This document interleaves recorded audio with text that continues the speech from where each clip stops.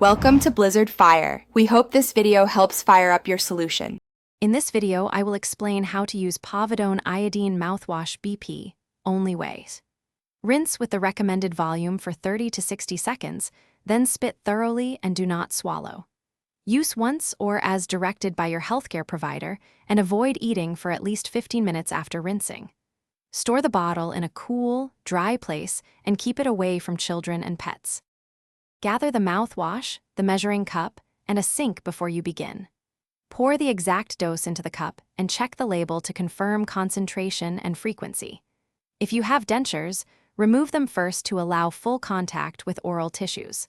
Avoid eating or drinking immediately before use to ensure maximum contact time between the solution and the oral surfaces. Take the measured mouthwash and tilt your head back slightly while keeping your lips sealed enough to avoid spills. Swish vigorously for the full recommended time, making sure the solution contacts the gums, tongue, and inner cheeks.